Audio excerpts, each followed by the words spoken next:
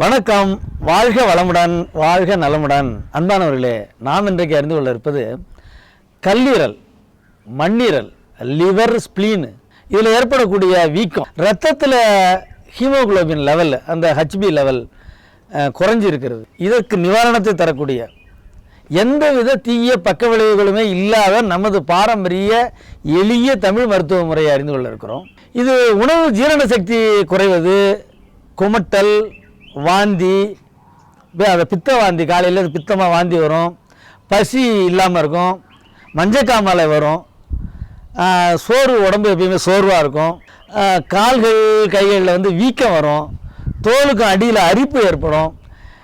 இவைகளெல்லாம் நம்மளுடைய கல்லீரல், மண்ணீரல் ஆரோக்கிய கெட்டு இருக்குது. அந்த ஆரோக்கிய கேடை நமக்கு உணர்த்துகிறதுன்னு நம்ம புரிஞ்சுக்கணும்.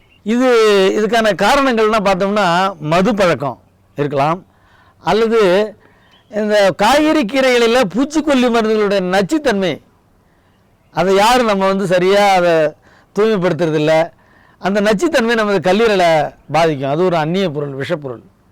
எனவே தான் அந்த காய்கறி கீரைகளை தூய்மைப்படுத்தி கொஞ்சம் நேரம் தண்ணியில், உப்பு போட்ட தண்ணியில் வச்சிருந்து ஊற வச்சு அதன் பிறகு அலசி அதை பயன்படுத்துறது நல்லது. அதில் கொஞ்சம் பாதி விஷத்தன்மையாவது குறையும். இந்த கல்லீரல், மண்ணீரலை ஆரோக்கியத்திற்கு கொண்டு இரத்தத்தில் ஹீமோகுளோபின், சிவப்பு அணுக்களை அதிகப்படுத்துவதில் சிறப்பாக உதவக்கூடியது தான் கரிசலாங்கண்ணி. இதனை கரிசாலை, கையாந்தகரை என பல பெயர்களை அழைப்பாங்க.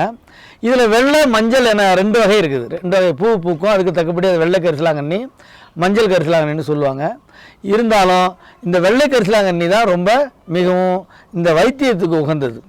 இரும்பு சத்து மிகுதியாக இந்த வெள்ளை கரிசலாங்கண்ணியில் இருக்கும்.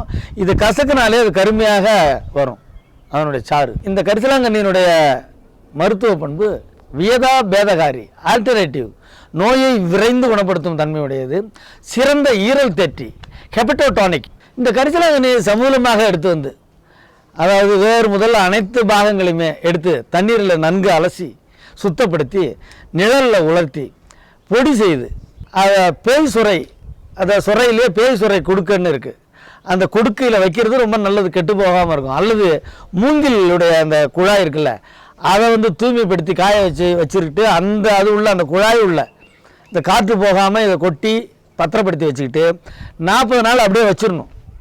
அது ஒரு சிறப்பான மருத்துவ பண்பை அடையும். அதன் பிறகு அதை எடுத்து பயன்படுத்தணும். மேற்கண்ட இப்படி எடுத்து வச்சு அந்த சூரணத்தை வேலைக்கு ஒரு 1/2 ஸ்பூனு அதை எடுத்துக்கிட்டு காலையிலையும் நைட்லையும் காய்ச்சிய பசும்பாலில் கலந்து சேர்த்து சாப்பிட்டு வரணும். இவ்வாறு சில மாதங்கள் சாப்பிட்டு வந்தோம்னா இரத்தத்தில் ஹீமோகுளோபின் அதிகரிக்கும்.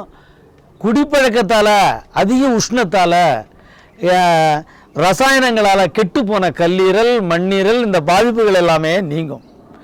தோலுக்கு அடியில் ஏற்படக்கூடிய அரிப்பு நீங்கும். உடல் சுறுசுறுப்பாக இருக்கும். எனவே இந்த அற்புதமான கரிசலாங்கண்ணி மூலிகையை பிரச்சனையுடையோர் பயன்படுத்தி பலனடையுமாறு அன்புடன் கேட்டுக்கொள்கிறேன். நன்றி.